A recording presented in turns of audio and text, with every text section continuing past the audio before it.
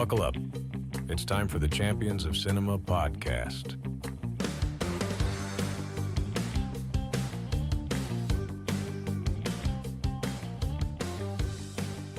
Welcome, sports fans, to the Ultimate Cinematic Arena. I'm your host, Joe Walker, and this is the Champions of Cinema podcast. Fellow producer James Marshall and I are diving deep into the heart-pounding world of sports films, the victories, the defeats, and the unforgettable moments that make us cheer, cry, and believe in the power of the underdog. It is Season 2, Episode 10, and our finale of the second series of the Champions of Cinema podcast. James, what are 5 reasons why people should watch Any Given Sunday? Any Given Sunday has the biggest all-star cast of any sports movie, including NFL Hall of Famers and multiple Oscar winners, Joe. Oliver Stone's hyperrealism of the on- and off-field lives of people in football, the injuries, the failing careers, and even the drug use. This film features one of Al Pacino's finest performances as the aging head coach, Tommy D'Amato. It features real-life NFL and college stadiums, incredible sets, and one of the best scripts in football history. And of course, the Inches speech is quite possibly the greatest movie sports speech ever. Maybe not just for sports movies, Joe, but just possibly maybe the greatest speech ever in all of cinema. I think you're right. I think you're absolutely correct there, James. And this is the reason why we started this podcast. This is why we started it. This was like maybe at the top of our list. But we were like, let's just, we need to make sure we do this film justice. Make sure we kind of get some experience at this whole podcast game. Okay, but let's get into this one. Yeah. But before we do, we always talk about what we've been watching recently.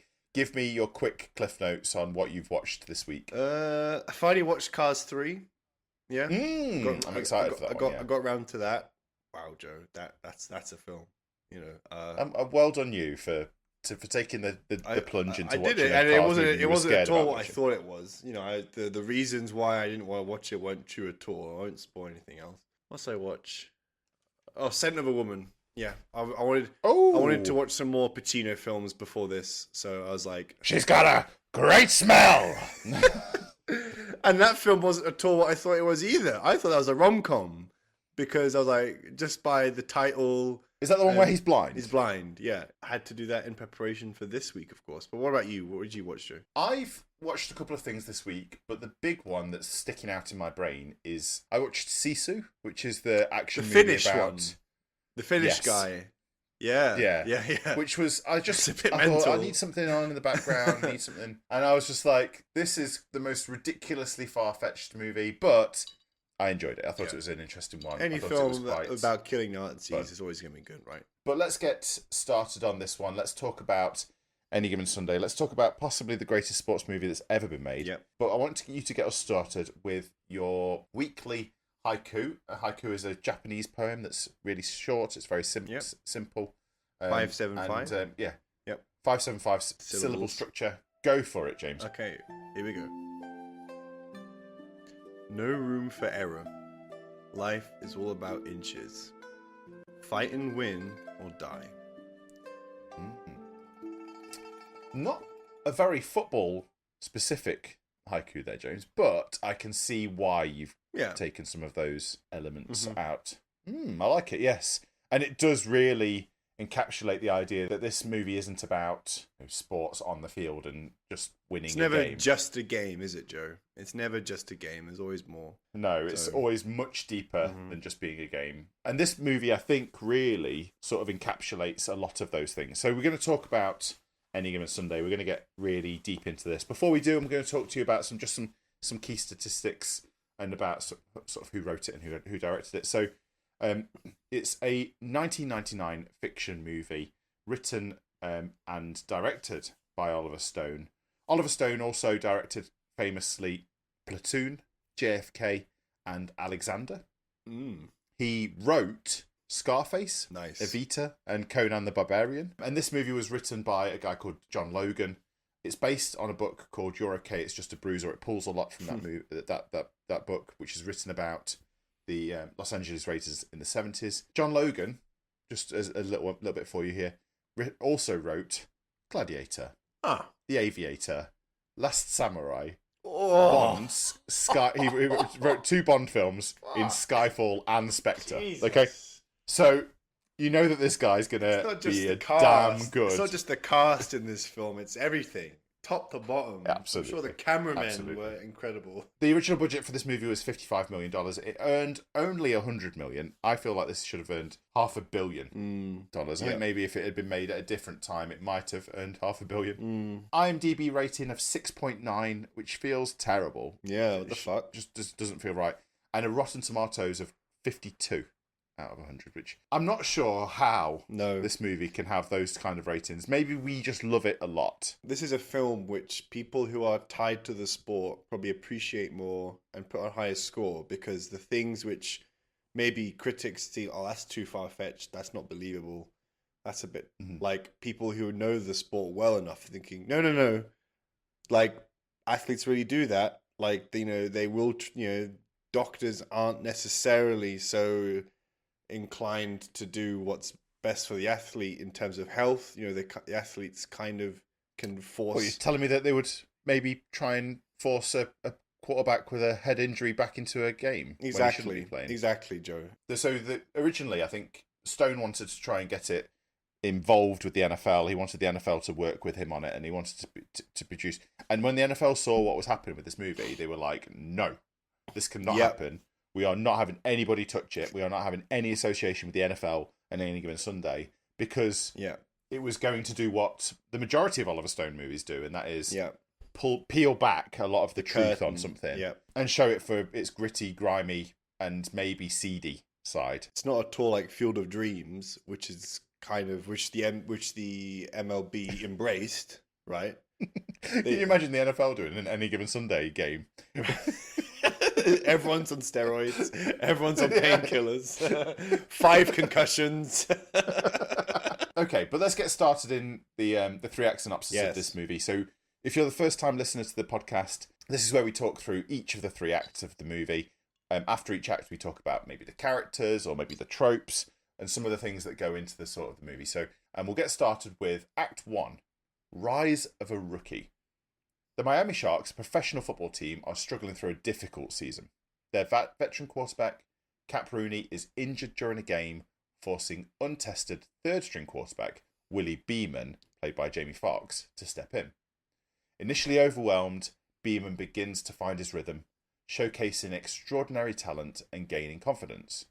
However, his newfound fame inflates his ego, alienating teammates and creating tension with coach Tony D'Amato, played by Al Pacino, a seasoned but beleaguered leader grappling with the pressures of modern football and his own legacy. Let's talk about Tony to start with. Tony D'Amato, there's a few people connected with potentially being the head coach of this team. We've talked about Clint Eastwood potentially being connected to it. Another Titan. Robert De Niro was also considered for this role. Another Titan, but ended up going to Al Pacino, who said that he loved making this film and said that he loved playing the role because the role sort of took him away from the usual gangster films or cop films that he was making at the time in the 90s. For me, Tony D'Amato is a prototypical player's coach. You know, we can see throughout the movie that he used to play. He's got connections with Lombardi potentially as well. And he's constantly building personable and equitable relationships with the players around him. He's struggling as this movie goes on to sort of connect with players, which is sort of showing in his age. And that's something that is brilliant. But what he does do better than any coach I've ever seen, I think, in a movie, is he connects with the players with honesty and showing who he is in his like real life personality. Vulnerability, right? Showing that vulnerability. It's how you connect. It's how you get rid of that kind of this coach is my boss feeling that I can't relate to, and more of like I'd fucking die for this coach, because this coach is willing to do whatever it takes for me. So I'm going to lay it all on the line for him. We get a really cool interplay between Tony and his offensive coordinator, who's sort of pushing him forwards in the world. That's Nick Crozier, played by Champions of Cinema favourite Aaron Eckhart. Yep. Flashy, smart offensive coordinator, representing the new breed of coaches that we see in the NFL currently. But we've also got, on the flip side of that, on Tony's other hand, is Montezuma Monroe, played by Jim Brown. Yeah. Yeah. And he's like that friend, confidant for Tony. He's been around for years. I think he does lose respect for Tony later on in the movie when there's some stuff that goes on with one of the players. But it's really good to see that interplay of the different coordinators around the team, the ownership being Christina Pagliacci that we're going to talk about in a little bit, and how Tony's sort of finding his way through a football landscape that's changing massively from when he was first in there. Yeah. In the flip side of that, the juxtaposition of that is with the changing of players and the changing of how the players work, and that brings us to our main sort of, I suppose, player star of the movie, which is Willie Beeman, played by Jamie Foxx. Have you got some insight into that for us? So Willie's at the start of the film, he's the third string quarterback, but following an injury from Cap Rooney, and then the backing up gets injured on his first play in the game, into the game. Willie Beeman is thrusted into the spotlight after injuries have sidelined his predecessors, and despite being initially nervous and unsure, he quickly proves his talent, becoming a rising star in the game. Mm-hmm. However, his rapid ascent leads to ego clashes and alienation from his teammates. But over the course of the story, Willie matures, learning the importance of humility, teamwork, and leadership. Yeah, well, you talk about there being clashes of an alienation of his teammates. He's pretty bad if your team captain is cutting your car in half with a circular saw. Oh yeah, it's pretty rough. Yeah. It's those party scenes are fucking nuts, and what's interesting is that Willie's, even though he is kind of now this rising star, he's in the commercials and stuff, he is sort of self-aware out off the field, like how athletes can quickly change and like their personalities, kind of the fame and the money, it rarely makes people better. It rarely brings out the best in players. It more often brings out the worst in those, when it comes to cheating on your wives, the drugs, the nightlife, the greed and stuff. So, but at the same time, he's thinking, well, I'm the guy now, it's my turn. I was one little thing at college dropped me to like a 7th round pick or something. And now I've had to rebuild my own self. So he feels that he's earned the right to have fun and do all these extra things. Yeah. It's his time in the sunshine, isn't it? That's it's his time in the spotlight, and he is going to make the most of it whilst he's got the opportunity to do it. I think he's a really interesting character, multiple levels to him. He's, he feels himself. He's recording his own music videos and songs. Which actually, a little bit of information on that is that Jamie Foxx obviously is a musician and comedian, and he did write that song during the making of the movie. It's great, and then Oliver Stone was like, "We're putting it in. It's great." I love it. So he's really cool, and we get him sort of almost at odds with the aging players of the team. We've got a couple of other characters in there that are really cool. There's some amazing cameos and short parts made by other players. But the other sort of main character we get is usually another quarterback, and that's Cap Rooney here, isn't it? Yeah. So talk to me about Cap. Yeah, Cap, the aging star quarterback for the Miami Sharks. Near the end of his career, he represents the old guard of football, being disciplined, traditional, fiercely loyal to your team and the game. But Cap struggles with the diminishing physical abilities he has and the inevitability of being replaced. His dynamic with Willie highlights the generational shifts, not just in football, but also in leadership styles. I mean, there are so many NFL parallels to this. Yeah, he is the Mannings. He's all of those characters. He's exactly the same. There's two Super Bowl winners, that have been through it and are playing late into their 30s. Think about Favre, being outphased by Rodgers. Think about Flacco. He won a Super Bowl with the Ravens, and then 5 years? Was replaced. 5 years later, he gets replaced by Lamar Jackson. There's a meeting at the start of this film between Christina and Tony. Tony comes around to her house after they lose the game that Cap's injured in, and Oliver Stone does some really clever things with just tiny little shots of things around her house, and you get to see a Pantheon Cup, which is their version of the Super Bowl trophy, and it says what year they won it, which was 1996. So that's 4 years ago in this movie. Yeah, it's show don't tell is what the great movie makers do. They don't tell you, oh, it's been 4 years since we won. I think she does say it's been 4 years since we won a Pantheon Cup, but the idea is you can see how the parallels of that are very similar to Flacco's story, especially. Like, goodness me, yeah. But it just shows like that's always the principal agent problem that exists in sports management, where someone like Pacino is like, look, Cap is the team. Like, the players look up to him.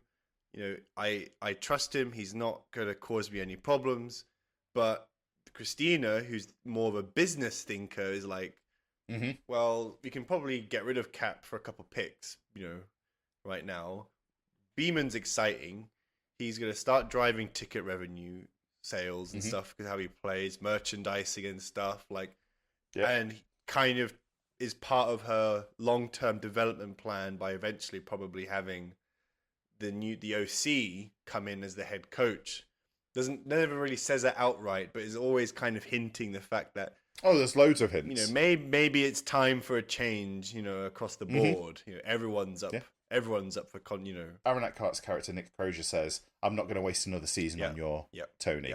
I'm ready for the role." Yeah, which is kind of like it hints at how the slippery pole is always existent in every business, and the NFL is no different to this one. I think the character that makes the movie, pushes the movie over the top, is one of our favourite football players ever. And also, James holding up his Lawrence Taylor jersey, Luther Shark LeVay, who is the flip side of the coin to Cap. He's an aging player. He's in his 13th year. He plays middle linebacker, and he is the defensive heart of the Sharks. He's the Ray Lewis. If Cap is the Cap is the Joe Flacco, this guy's the Ray Lewis. He's still playing at an elite level, but now at this point, health. Is he worth keeping on? We could probably get some value. Do we quote James Woods, he's fucked up. They're all fucked up. He's fucked up. We're all fucked up. I love James Woods. I hear his voice. I always think of him as Hades from Hercules. It's the difference between me and you, goodness me. Okay, fair enough. Yeah. But, when I think of James Woods, I think of him in the 70s gangster film Once Upon a Time in America. Oh wow! Okay, that's very different. Yeah. Very different, but a good one. Yeah, Shark's pretty cool, right? He is. I love Shark, man. I love LT as well. Physically he's got physical problems. Yeah. He's mental. He's almost the epitome of a football player who is holding on to the last vestiges of his career, a bit like Cap is. Yeah, but in a different way. He's Cap. Probably a little bit old school. Cap likes his position as being a leader and looking back, at the guys in the huddle at him. But I feel like at this point, like, Shark is trying to milk like the athlete stuff as much as possible, thinking about his family and stuff. It's like, this is what I'm meant to do. Like, I'm this close to getting my $1 million bonus and stuff. Like, just I gotta stay on the field. Like, I don't care like what the doctor's rules are. This, that, or the other. Like, I know in my body, tells me that I can play. I'm a gladiator. I'm meant to do this. That's true. And I love that. And like, that bit with Tony and Beeman when they're having a meal and there's like the gladiator stuff on the television. It's just Ben-Hur, yeah. Oh, it's just perfect. Ben-Hur, starring Charlton Heston, who plays the AFFL commissioner in this movie. Kind of. One where you're like, wait a minute. That guy's in there. Absolute tour de force. Yeah. To have Charlton Heston. Fantastic. I'm almost like, you want to have a very short cameo of somebody being the commissioner, who's going to be bigger than a lot of the names and faces in this movie. Perfect. Yeah. Absolutely perfect. This is, so there's a couple of things about this that I love. Yeah. Just talking about, I know that there's something that I wanted to bring in, new segment to the podcast, and that is favourite lines. And because we've just spoken about Cap Rooney and Luther Shark LeVay, one of my very favourite lines that I hadn't really picked up on until this watching is given by two characters, and it's the same line twice. Cap says to Willie, he says, "Oh, you led, but did anybody follow you?" And then towards the end of the movie, there's a point where Shark's come in from his meeting with Tony, and he's worried about his neck, and they're sitting in the steam room, and Shark says it to him as well. He says, "You led, but did anybody follow?" Like, I love that line being used twice. It used to be being used by the two veteran players on the team to the same guy, saying to him, "Look, you can be whoever you want to be. You can be flashy. You can do all this stuff. But if you want to be a true leader, you want people to follow you. This is how it's got to work," which is amazing to me. Have you got your favourite line from this movie so far? I suppose if I was to pick a line, it'd have to be coming from the speech, the locker room speech at the end. And I'm looking at the bit in the second half of the speech where Tony says, "On this team, we fight for that inch. On this team, we tear ourselves and everyone else around us to pieces for that inch. We claw with our fingernails for that inch. Because we know when we add up all those inches, that's going to make the difference between winning and losing, between living and dying." Not quite said in the same way out that he would say it, but I wanted to say it in maybe a clearer way. I think this is possibly because you're maybe not as well endowed in inches as somebody else, and so every inch does matter to you. Willing to fight and die for that inch. It's important. The difference between 4 and 5. Wow. But as Tony says, it's the 6 inches in front of your face. I think that's a great line, because the reason that I continue to play this sport, I feel, is I want those moments where I'm doing something side by side with someone else, and we're both looking out, we're both knowing, before the ball is snapped, we know exactly what's going on, and I know that I'll do whatever it takes for you to succeed, and you'll do whatever it takes for me to succeed, and then together we're all gonna, we're all accountable to each other. And I feel like that's something which, like, I can't get that feeling anywhere else, and like that, that's what I play for. So the whole speech is fantastic, but I feel like that part of the speech, that's when it's really like, it's like a crescendo. He's building the speech up, he's putting layers on it, he's saying, he's starting talking about himself, his own experiences, and then he's relaying that as like a teacher. He's putting it into the context of the game. It's when he compares football and life to being like each other. Yeah. Is really important. I was doing some research for this episode, and I was watching some clips and bits from different podcasts and different TV shows, and somebody was saying, I think it was Jake Long or Chris. It might have been Chris Long. The more you watch this as you get older, the more the speech speaks to you on a deeper and deeper level as you get older. Yeah. It does have purpose for a lot of people. I think there's people that have listened to this speech before playing real sports games. And not just American sports. No, James. I think there's been lots of people who I think this is possibly seen as like you say, one of the greatest movie speeches. I found a really fun, it was such a random podcast on Spotify, which was like an Irish talkers podcast. It's a whole podcast about oratory performance, not just in films, but in general. So referencing Shakespeare stuff, referencing Winston stuff, and political figures. And then they did a clip talking about this speech. So this has an incredible, profound film, not just in sports films, not just in films, but in culture in general. So it's, yeah. When you talk about Winston speeches, do you mean Winston Churchill or do you mean Jameis Winston? Because they're both very different speech givers. The horse is prepared for battle, but the glory comes from You've got to go out there. We're going to beat these Germans. We're going to get a W. That's... James, we've come to a point in the movie where we just take a little break. Let's just take a little moment. It's time for a quiz. It's not quite our halfway point, but we're going to have a quiz at this point. Joe, it's time to hit the Jeopardy music for James. And James, I want you to tell me if you can name 3 NFL Hall of Famers that are in Any Given Sunday, either as a main character or as a cameo. Off you go. Lawrence Taylor, Jim Brown. Mm-hmm. I'm guessing there's more than 3 as well. So. Oh, there's a few. Yeah. It's never someone playing. It's not someone playing themselves. It's not like Jerry Maguire when you see the Cowboys at the end of the film. So these are guys. No, they're all cameos. They're all cameos and characters. You want me to give you a clue? Yes, please. Yep. Coaches. I'm stumped. No. Each of the head coaches. No, each of the head coaches for each of the teams that they play on every game. Is an ex-NFL player, is a Hall of Famer. Oh fuck! So Dick Butkus is the head coach Dick of one of the teams. Dick Butkus is in this. Yeah, Y.A. Tuttle is there. Warren Moon is in the background of one of the scenes. I'm gonna get ripped for not knowing Warren Moon. Okay. Johnny Unitas plays one of the head coaches, and Barry Switzer plays the commentator at the Dallas game at the end of the movie. So there you go.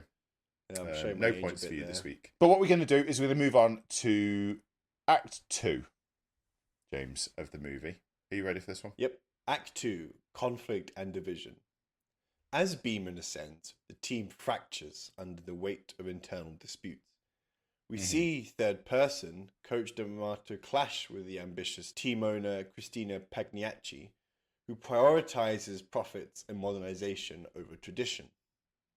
Beeman's arrogance leads to further discord, while D'Amato struggles to adapt his old-school approach to a new era of the game.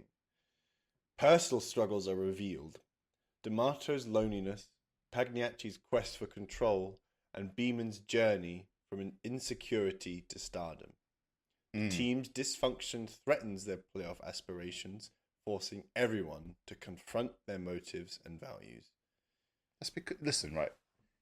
Willie is steaming Willie Beeman. Okay, you gotta respect the fact that he's got that invisible juice, and when it's on, he's got. I think that Jamie Foxx playing this character is really cool.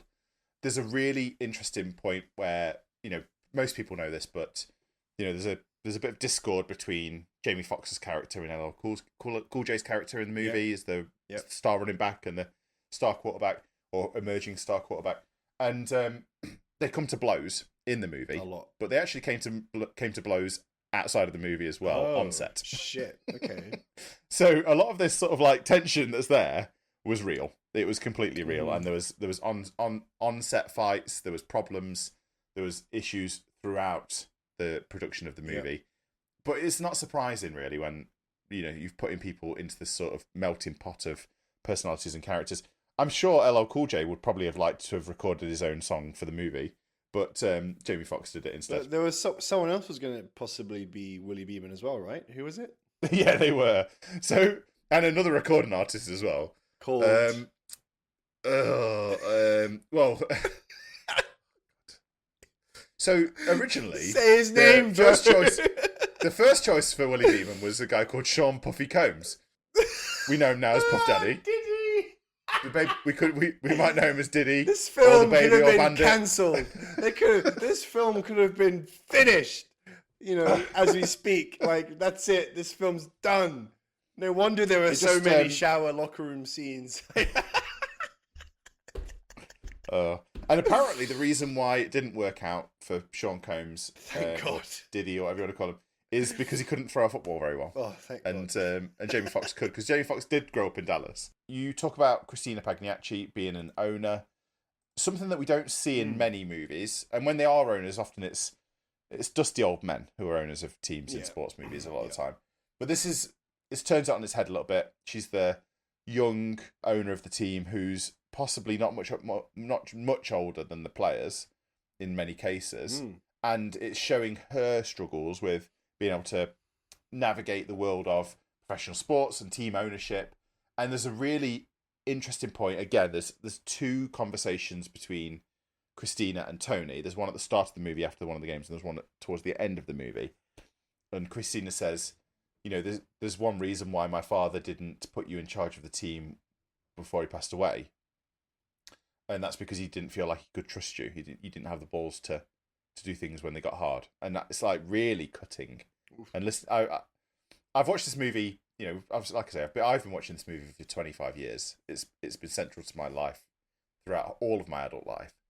And as I get older, when I was young, I was always identifying with the players.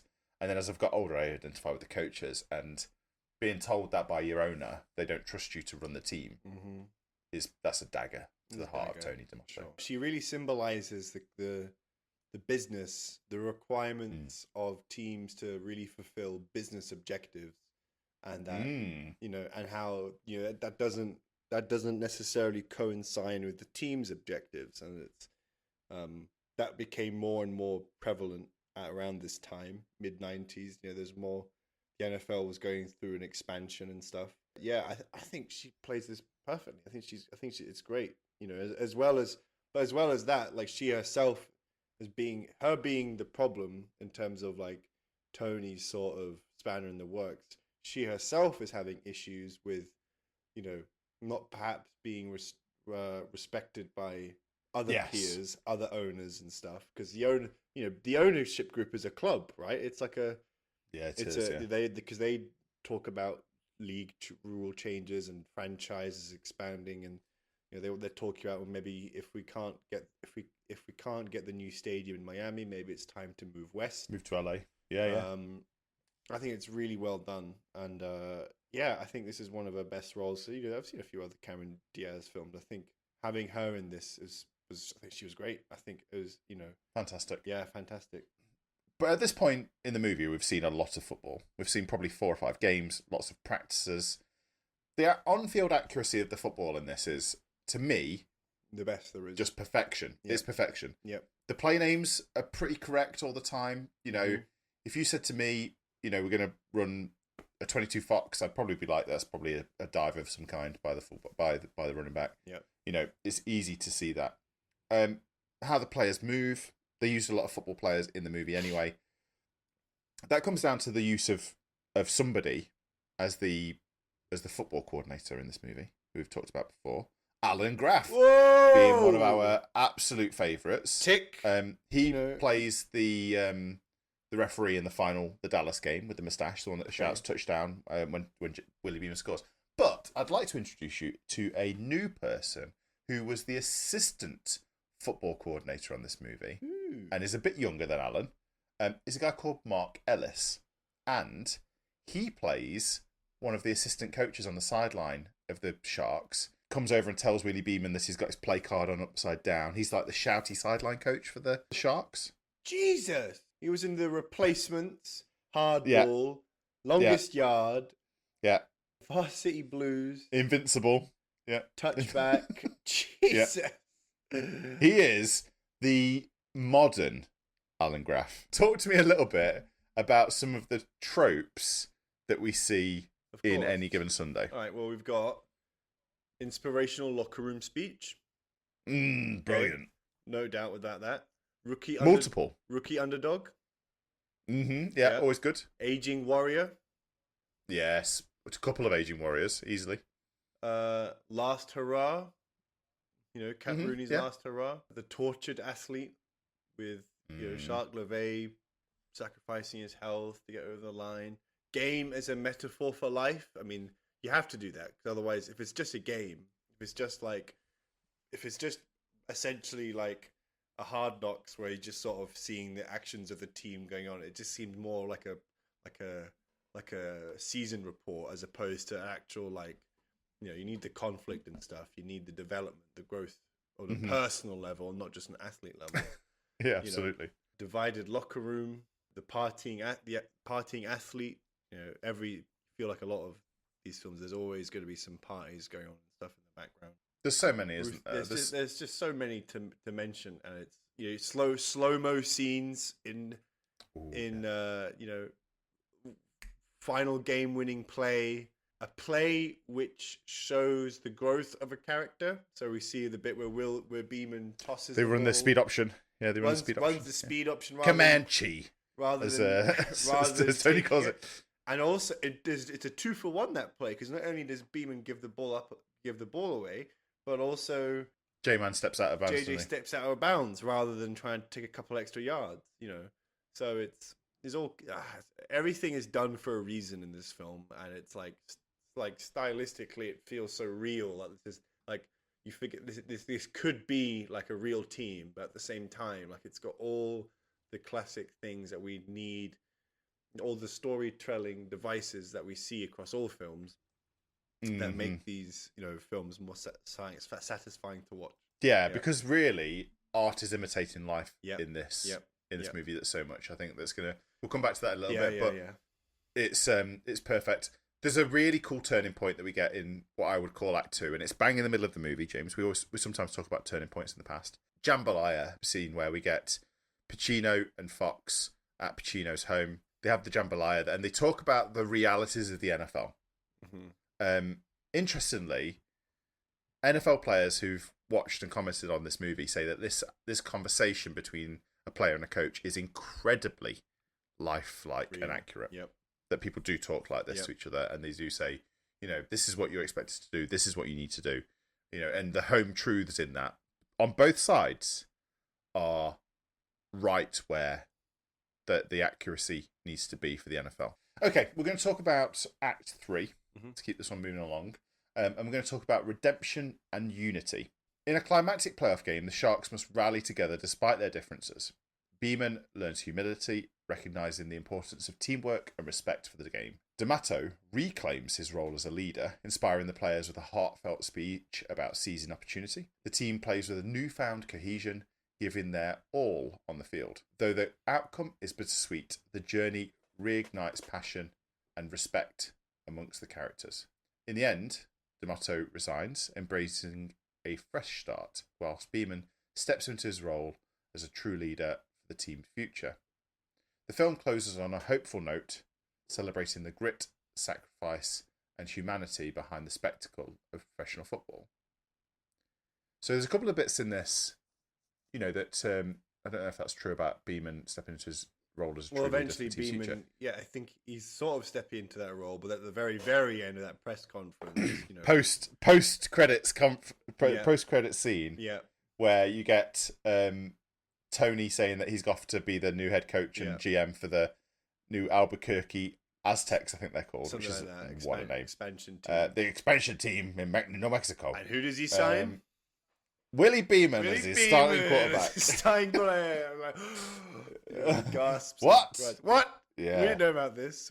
Poor old Sharks are just going to be left with Tyler Cherubini. That's the only problem they've got. This is brilliant to me. There's a few different things here. First and foremost, before that game, we get the situation where we find out that team doctor James Woods has been hiding this Luther LeVay odontoid fracture injury, which could kill him at any moment on the field, which is absolutely psychopathic, but also isn't unusual in the world of the NFL, multi-billion-dollar business, where this kind of thing happen. And we see how it ends for many. We don't see this in the NFL a lot, because the NFL doesn't like to talk about players being paid out and got rid of. You've had enough now. We don't think you're really going to produce any more. The injuries are piling up. You're coming towards the end of your career. Yes, you've still got a contract with us, but we're going to waive that contract and we're going to pay you out.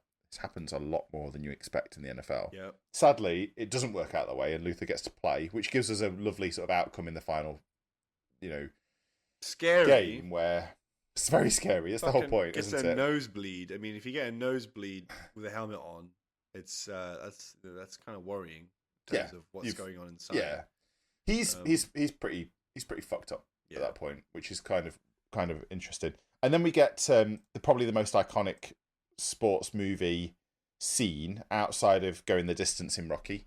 For me, this is right up there. It's the most important speech in sports movie history. It's what makes this movie the level that it is, and it's pretty important.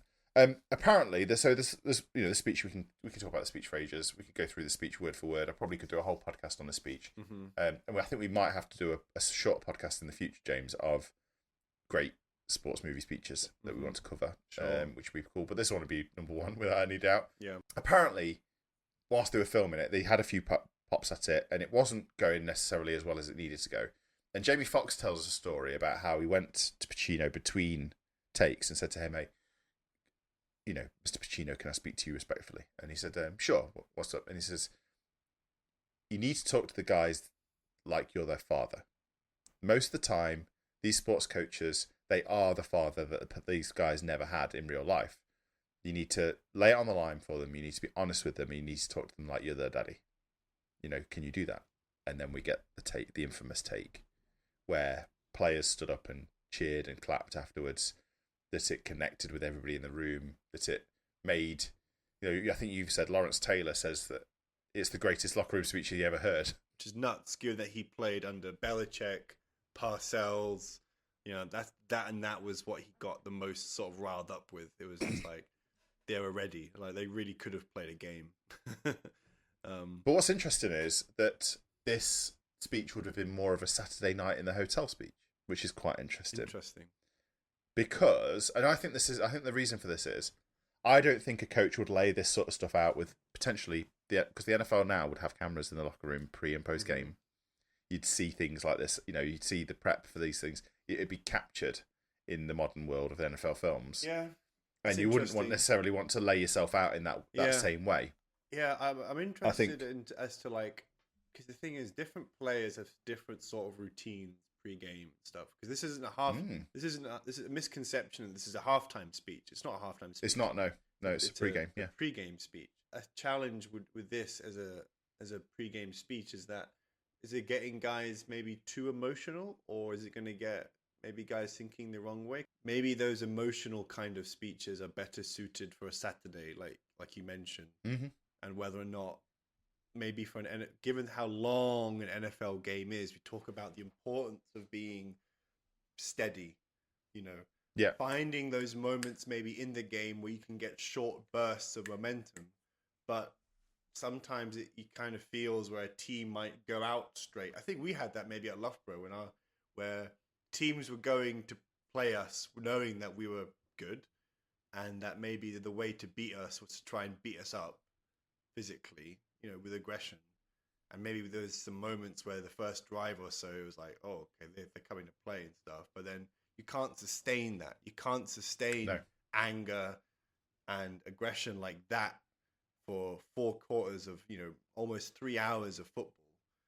Eventually that kind of, and sometimes you can get to then you lose energy and you kind of drain, especially if you're not seeing like that aggression translate into results.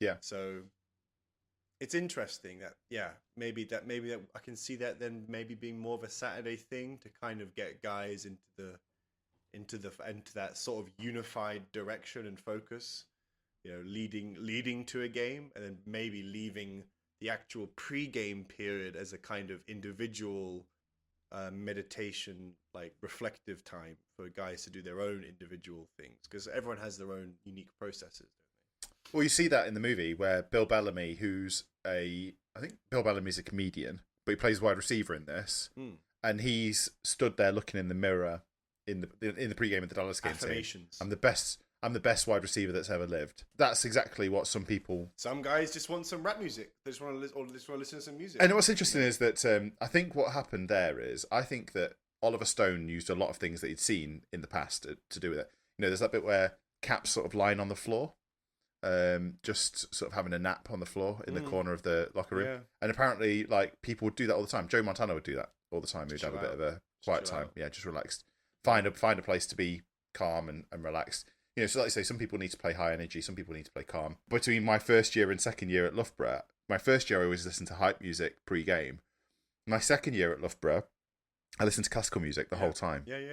And you would have me, I'd have headphones on throughout the whole of pre-game. Yeah, and you guys would be like this. Yeah. You guys would be trying to talk to me. I'd be like, "What's up?" I'd be take my head. But the rest of the time, I'd have my headphones fully on. I always probably listening to like AC/DC or something, or like some. No, it was all Philip Glass and Hans Zimmer. Yeah, and calm, calm stuff like that. Yeah. I love so much to do with this movie. There's so many things that are kind of perfection with it. It's got journeys for every character. It's got purpose for every character. Every single person in there has got a reason to be there. It's got really nice bits with smaller characters. We talk about Andrew Biernarski's in this, who is also in the program as the crazy D lineman. He plays the crazy O lineman in this. Yeah. Getting to sort of almost reprise a role a little bit. Yeah. But there's so many good characters. Everybody's got a little bit of a journey that they're going on. There's Terrell Owens is in the background of a lot of the scenes. Oh shit! What? And you're just like, what's Terrell Owens doing there? Well, he's the other starting receiver, and he has Owens on the back of his jersey and stuff like that. It's amazing. I didn't even realize. You don't even notice. Yeah, don't even notice that Terrell Owens is in the movie. So many people in this film. Exactly. It's really important. So I think it's got absolutely. It's got so much going for it. It's got so many beautiful things that are happening. I don't think there's a movie that's better acted from a football perspective. No, there are great football movies out there. Yeah, people talk about Remember the Titans, and Remember the Titans is a Disney film, and this is a real football film. Yeah, I don't think it gets beaten by anything. The in my eyes. Replacements is up there, right? People talk about how Keanu got famously called up for a tryout to the Ravens. It's really good. It's a good movie, but it's comedy. It's a comedy football. Yeah. Interestingly, I want to talk about a sequelizer for this movie. This would have so many good possibles. Yeah, good possibles. Okay, and here is my pitch for a sequelizer. Here we go. We're going to call Monday Night Lights. Okay. Because pro football happens on Monday. Yeah. Yeah. And the tagline is Aaron Eckhart, or his character anyway, struggles with his own journey and sees Tony's perspective. So here we go. Now deep into his AFFA career, Nick Crozier is feeling the pressure to perform as the head coach of the Sharks. After replacing Tony in the year 2000, his 25 years with the Sharks has set him apart as a fantastic offensive mind, but now new problems beleaguer the coach, and his hire of Willie Beeman as his assistant brings him new challenges. Cameos from an aging Tony and front office executives Luther LeVay and Cap Rooney focus on how football has changed in the 25 years since the original. Oh my god! Just bring back the whole cast. Bring back all of them. I want a little bit of Tony. I want Tony doing like I want him doing a chat show, and them saying, Tony, it's been 25 years since you left the Sharks. But then you need to sprinkle in some guys who have maybe retired recently. So first thing that comes to my mind, maybe it's too much, but Marshawn Lynch. Imagine, he'd be great. He'd be great. Imagine this fucking film, just playing himself. Just like put the camera on and just let him do whatever, and then like there'll be some gold there because he's kind of got that. He's got Lawrence Taylor's personality a little bit, doesn't he? Just pitch who are the opposing head coaches. We've got lots of aging Hall of Famers as the opposing head coaches in this movie. Here's my opposing head coaches for you in this movie. Okay. Shannon Sharp, plays the head coach of one of the teams that they're coaching against. All right, and he's given give him some screen time, give him some lines. All right, I want it. I want Shannon Sharp in there. Dion. Okay. I think Dion. Well, Dion is a head coach now, we could have Dion in there as a head coach. Yeah. I think it would be quite interesting to talk about race in this movie. Maybe a lot of the other head coaches have become black, and Aaron Eckhart's one of the only white guys left, and he's Willie's like, you got to connect with these guys because don't remember how Tony was doing it with the jambalaya. You can't do that shit anymore. You got to be out there and be real. You've got to talk to these people like they're real guys. That was my pitch. Love it. Can I have $100 million to make it, please? That might be your best one, Joe. I think I can see that all mapping out. Like that would be that'd be unreal. Yeah, give me maybe any given Monday. Give me any given Monday. It works really well. Oh man, that's probably better. Interestingly, Stone talked about the movie when he wanted to make it and some of the information that he wants to make. And here's a quote from him about why it seemed important. Football players are tough, but they destroy their bodies and then they're thrown away like old cars or washing machines. Yeah. Some take amphetamines on steroids, and some use dope. Some abuse their wives. Because the players' union have become more aware of being exploited, but in the end, very few get out alive. Most of that gets covered up. It's kind of tough, to talk about, really, but it's really true. And I think that's the reality is watching Any Given Sunday reminds you that it's important to talk about, the realities of behind the sport, of how real the sport is. Some of the sports movies that we've watched over the last 20 episodes, we've seen the glitzy, fun, and enjoyable side. Sometimes it touches on some of the darker moments, the head injuries in Jeremy Maguire? Days of Thunder, Oh, Days of Thunder. Sorry. and sports the injuries general. and issues with money in Jerry Maguire. This movie It's everything. touches on all of it. It does not really leave anything out, which is very, very true. It's the pro football movie, really. I think. I think it covers everything. Every player type, every player scenario, coaches, media, doctors, ownership. It's everything. It's the pro football movie. Yeah, Yeah. it's top notch. That being said, I want to ask you a question about if you were able to take a piece of this movie with you forever. We talk about our favourite memorabilia, bits of prop maybe, or something that you would want to steal from the movie. I've got 3. Yeah. Can you tell me what your memorabilia lane item is for this movie? Oh, there's so many to pick from. Could have like the Sharks jersey. You know that would Maybe. I think they're a bit boring It's a bit boring because they're just black and white. Yeah. But they're nice. Um, If it was signed by the cast and crew, 100%. I've spoken before how I want like something arty that features like the lines from the speech on it. But in terms of an actual item, the yellow Beeman's yellow car that gets sawn in half. I like it. I like that. Okay. Here's my 3 for you that might inspire you. I want, because they do have real AFFA Wilson footballs. Nice. I would not mind an AFFA football. Nice. I would not mind the Pantheon Cup, which looks like the Super Bowl trophy, but it's got an eagle on top of it. Okay. That's cool as fuck as well. That's cool. And then I really like Shark's shark tooth necklace in gold that he wears throughout the movie. I'm like, those things are pretty cool. Yeah. It's hard I feel like when we started this, there were more like kind of instantly recognizable pieces. Like we had the bowling ball with a rose in it and stuff, and the balabushka. That's okay. If it comes to you later, let me know. We'll work it out. In. James, we always talk about a couple of things sort of when we wrap up these movies towards the end. I want to ask you a question. Is this popcorn fun, or is this an art house beauty? Which one of the two is it?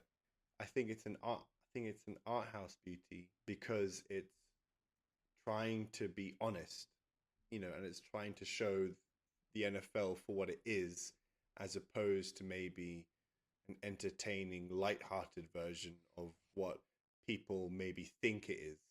Because they think it's so dream. They think it's such a perfect world. It's so nice. Every kid dreams to be an NFL player, but perhaps aren't aware of what comes with those deals. The monkey paw and stuff. Yeah, the fact that it shows the darkness around all of it. If you were watching this movie in the wrong place in your own head, if you were having a bad time of things and you try to watch this movie, you might come away depressed by it. For me, it's 100% art. Yeah. I don't think necessarily it was designed to be 100% art, but over time it has developed into being 100% art. This movie, if it doesn't have a cult following, it should have one. I was reading through some reviews of this, and one came up by a guy called Andrew Johnson who wrote this, and I want to just read it because it's better than I could put it personally. And it says, it's often been said of films about sports that smaller balls equal better movies. I think he's talking about baseball makes it easier, or hockey, anything that's got a smaller thing. Any Given Sunday explodes that theory. And not just because of the incredible intensity of its gridiron action. Oliver Stone's best movie in many years, and one of his finest ever, looks at the world of professional football from almost every conceivable angle. But it never tries to be the definitive statement on the subject. A surprisingly balanced film that merges Stone's hyperkinetic style with a character-centric narrative approach reminiscent of John Sayles and Robert Altman at their best. Sunday proves that powerful human drama and MTV visual pyrotechnics can actually coexist after all. Perfect. That's really good. It's perfect because he's using techniques that make it entertaining with the soundtrack and the slow-mo and lighting effects and whatever. But he's making the things that he's getting across are almost things that you could see in what we mentioned, like a Hard Knocks, something which is kind of real, peel back the curtain, grit, I think that I think he's perfectly summed up what the film is trying to do. And just before we get finished, can you quickly tell me that this is a champion movie? This is the champion of movies. Like we almost need another tier of like, I don't know, Hall of Famer. Hall of Famer. This is a Hall of Fame Champions of Cinema movie. Yep, there it is. It is. Done. It is absolutely. It's got champion status, but it's also, in our eyes at least, it's a Hall of Fame status. Yeah. If you haven't seen Any Given Sunday in a long time, go away and watch it. Okay, that brings us to the end, James, of this episode. It brings us to the end of this series. Wow. Yep. 20 movies in. We've done pretty well, I think. You know, should give ourselves a quick round of applause, a little pat on the back. We'll take all the money that we've made from the last 20 episodes and we'll go on a little holiday to Miami and I can show you where some of this movie was made. If you are enjoying the Champions of Cinema podcast, if it's the first time you've listened, what I'd love to do is I'd love to offer out the opportunity for you as a listener of the podcast to either below the video on YouTube or below the podcast on Spotify to tell us what you think is going right with our podcast. Tell us what you are enjoying, but also tell us which movies you think we should cover in the next series of Champions of Cinema. Yeah, we've already got Series 3 planned out, which is going to be almost an encapsulated series in itself. But when we get to Series 4 and Series 5, I'm really interested in doing some movies. Like I said to James before, I've got a list here of 20 movies that I want to cover. Really branch out. But I'd love to really hear what you want us to cover as well. So let us know what we should cover. Let us know what we should do. If you want to get in touch with us, you can get in touch with us at championsofcinema@gmail.com. Or you can get in touch with us using social media at Champions of Cinema. Yeah, so TikTok, Instagram, wherever you want to get in touch, we would love to hear from you. James? Joe? It's kind of sad, really, coming to the end of a series in some ways. There's no massive cliffhangers. The only cliffhanger to tell anybody about is next season we're coming back and it's going to be Ding Ding Round 3 on one of the biggest fights of our lives. Ding, ding. we are not messing around. We are going to delve ourselves into the greatest sports movie franchise ever. We're delving ourselves into the Rocky cinematic universe. Yes. For season 3. The RCU, you know. Yes. Yes. James, is there anything that you want to say to the people that are listening back at home? Thanks just again for taking the time to listen to me and Joe talk about some of these really amazing sports films that mean a lot to us. You know, it's starting this podcast was, you know, you never know how long it's going to go for. You never know how it's going to shape up. But I'm happy that we have people who have connected from personal conversations I've had with people. It's clear that lots of you have connected through different episodes of ours. You know, whether it was sort of the gritty ones, like you know, maybe like Any Given Sunday, or maybe the ones which you hadn't maybe seen through the lens of as a sports film, like Cars. You know, there's plenty of more of that to come. And thank you, Joe, as well, for getting through 2 seasons of me. And not cutting me for a younger, more exciting co-star. So, yeah, thanks, Joe. No, we'll keep you around for a little bit longer. We're going to move into your. We're still within the first 4 seasons of your contract. We can't get rid of you quite yet. You could franchise tag me and then see what happens. Yeah, we go. You know, it's important to make these decisions. You know, got to have dynamic players. Maybe give me a back office job as well. You know, keep me around. You can edit episodes as we get moving forwards. Oh, right, James. That leaves us with one thing to say, and that is thank you very much for listening, everybody. Thank you for listening to the Champions of Cinema. This has been season 2. Yes. This has been Any Given Sunday, and thank you very much. Goodbye. Bye bye.